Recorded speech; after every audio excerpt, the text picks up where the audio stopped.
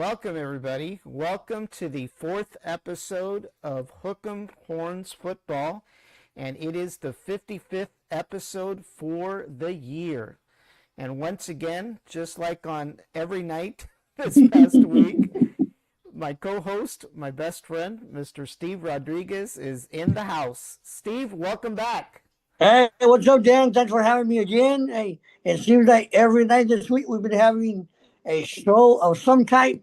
All right. I know. I think you're ready to go on vacation or on strike, one of the two. No strikes, no strikes. All right, I'm not a holdout. Well, you know what the goal has been all week, right? We have a goal, and hopefully we'll get to meet it. We'll see what happens. Yes, but sir. I think what I'm thinking of doing is I may consolidate the Hook'em football and the Vaqueros into one show, back to back, one night. All right, yeah, back to back. Yeah, consolidate them. No, I'm not going to consolidate them. I'm just going to do them back to back. I think that would be easier because last night, for whatever reason, as you know, I lost my marbles along the way and thought I had done the highlights for the Cowboys show. And after thinking about it, and I didn't sleep last night just because it bothered me so much, I realized that I started doing the highlights after the game, and then I didn't do them. So well, it happens. Yeah, nothing to worry about. I'm perfect, but I'm not that perfect. No, we're all good. We're good. All righty. So this is going to be a pretty short show because the game was not in the biggest spread like the Vaqueros was, but they still won.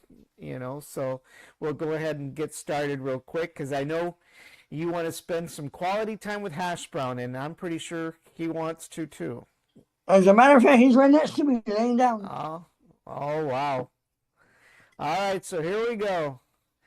Well, as most of you know, or those of you that don't know, they played the UT El Paso Miners this weekend. So the UT Longhorns played another team from the same university system, right? Just a different college. And of course, they're the UTEP Miners, and it's UT El Paso Miners, by the way. And of course, the big name, of course, is Arch Manning, right? And he went against Malachi Nelson, which is the quarterback for the Miners. And of course, as we spoke about last week, Arch Manning is under a lot of pressure. He comes from a dynasty. His grandfather played professional football, and his two uncles, Peyton Manning and Eli Manning, also played football. So, he's expected to perform like a Manning, right? And of course, he's had a lot of problems starting up, but it seems that he's gotten his mojo back. Well, it's a work in progress, isn't it? It's work in progress, Now, whether he'll be as good as Eli or Peyton Manning is to be determined, right? That's, of course, if he makes it to professional ball, right? There's no guarantee, right?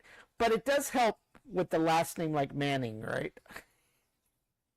It's a foot in the doors, so to speak. But at the same time, if you go there, didn't Sanders have a little issue? Well, that's true, right? Deion Sanders' son was kicked out, right? Something like that. Something like that. So it doesn't always pay to have a famous relative, right? And plus, the pressure is unbearable a lot of times, right?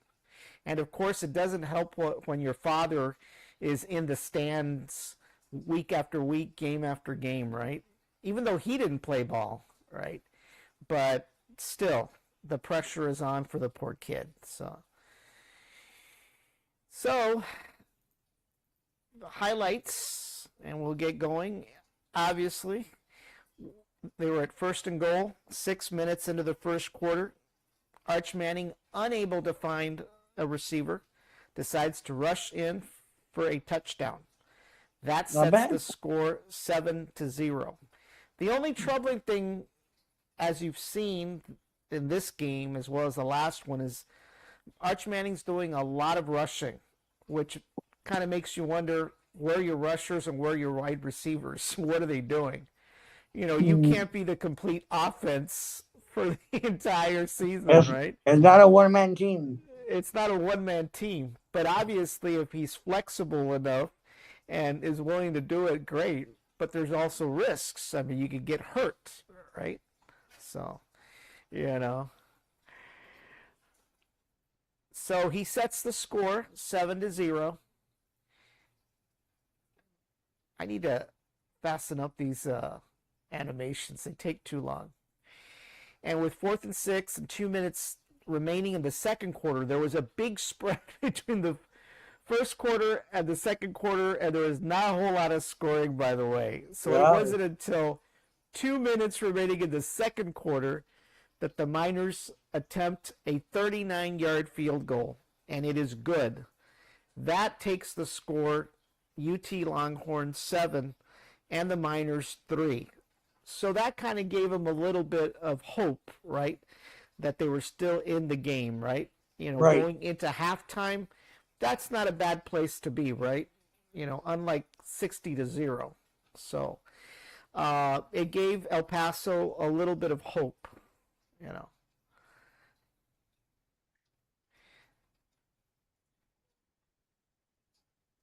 And that hope was soon to dwindle.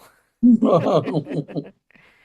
1st and goal in 6 seconds, remaining in the second quarter. Wow. Arch Manning, once again, unable to find anybody to throw that ball to, decides, what the heck, I'm going for it again. He scores a touchdown, and the score is now 14-3 after they do the extra point. So it looks like UT is about to run away with it, but we'll see, right?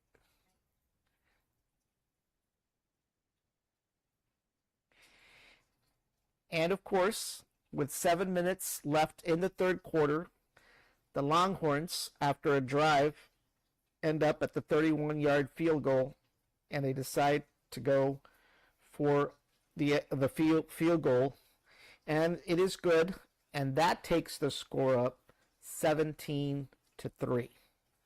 Wow. Yep.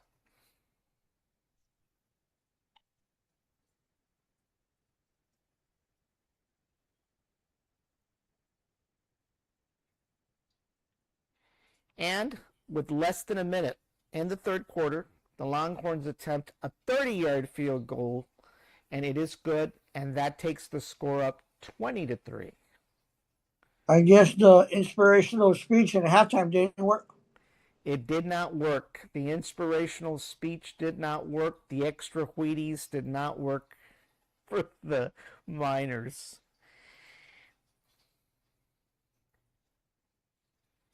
And 1st and goal, and 10 minutes left in the fourth quarter, Manning finally finds a receiver, number 1 Wingo, and Wingo scores a touchdown in the end zone. It kind of looked like he was outside the girls. So, yeah. It's all good. And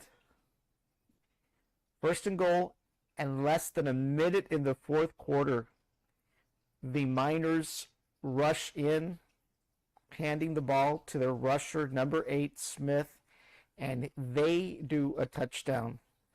That leaves the score at 27 for the Longhorns, but 10 for the Miners. But unfortunately, it's too late for them to score anymore, and that is the final score between UT and UTEP. And of course, where are they in the rankings? Where we're actually in week number 3. And things have changed from week 2 to week 3. At number 1, just like last week, Ohio State. But Oregon has moved from number 2, previously being at number 4. Miami has moved up from being number 5 to number 3. Georgia moved up one notch, up to number 5. Penn State moved how far down? How far up? They were off the charts last week, so they moved up quite a bit. And then Florida State moved up to one notch, number 8. Oklahoma's to number 9. And then the Longhorns. Oops, we lost you, Steve. Hopefully you'll be back. Then the Longhorns moved up to number 10, followed by Illinois, number 11. And then Ole Miss was number 12. Iowa State is 13.